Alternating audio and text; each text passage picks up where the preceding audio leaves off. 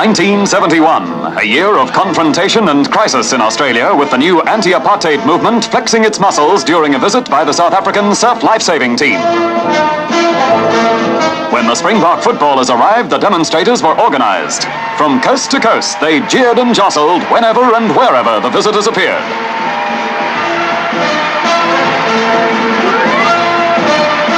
Hundreds were arrested in scenes of mass violence that created an anti-demonstrator backlash at home and headlines around the world.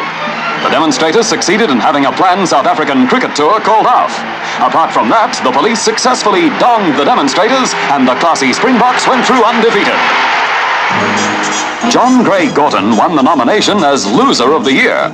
But in Vietnam, as Defense Minister, after relinquishing the leadership, he still had a smile for the diggers.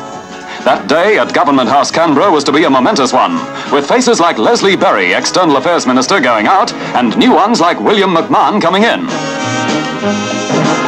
Overseas, the elegant Sonia helped keep her husband on the front pages, while even in the wilds of New Guinea, the Australian Wool Board continued to spread the message that wool is best.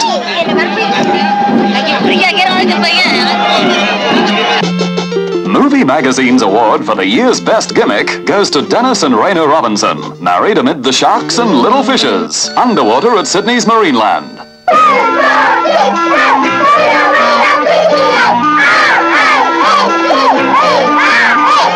And in sport, a team of 8-year-old soccer players kick an amazing 97 goals to nil. No wonder they've got their own cheer squad.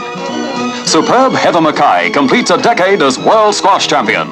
And shy Yvonne Goolagong emerges as another sporting great to take Wimbledon and become sweetheart of the tennis world.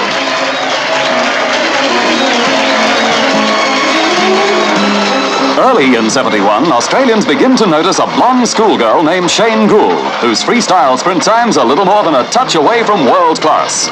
By year's end, she holds every freestyle world record in the book.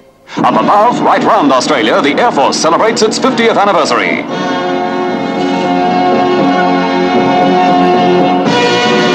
The days of flapping fabric and wire struts have long given way to the whining jet age. The Army, too, has something to celebrate: 100 years of history. To commemorate the occasion, the Queen has approved new colours, handed over by Governor-General Sir Paul Hasluck.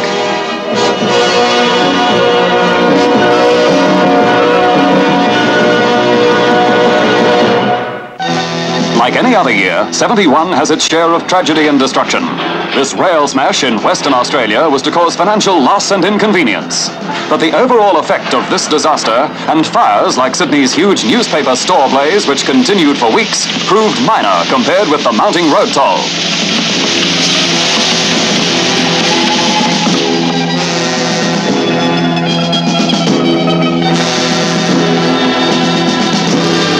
But Australia wouldn't be the country it is without fire, flood and drought. And this year, as usual, we experienced the whole gamut. Sometimes, as in this flood and famine, they came more than one at a time.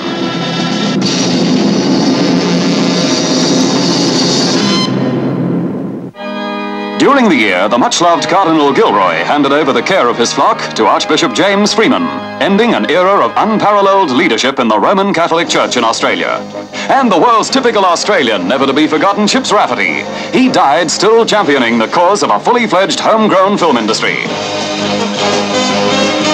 The march of time sees Qantas bring in its first jumbo jet. Hopefully, the giant 747s will see Australia's international airline have a less troublesome year in 1972.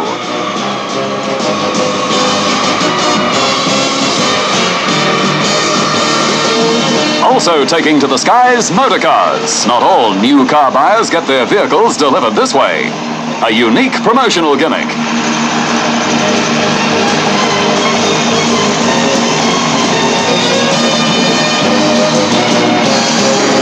Motorbikes, too, are in the news. Transport costs are one reason, but 6-hour events with all their thrills and spills bring new interest in Australia in 1971 to what's almost an old-time sport.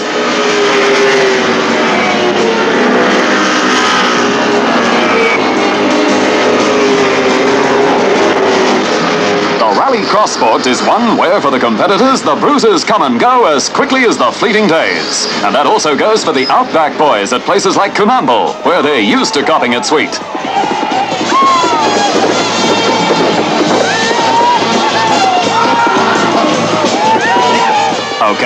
Who's next in the barrel? Cinesound Movietone cameras record a dramatic fall in a race at Sydney's Randwick Racecourse. Here it is again. 2 horses die, but the riders escape serious injury. Perhaps more than ever before, 1971 is a year that sees Australia on the move, with the outlook of its people reflected in the thrust and parry and technical and physical achievement of the racing circuit. But nevertheless, that competitive spirit is still strong. And if 1972 presents another year of confrontation and crisis, I bet we'll get by.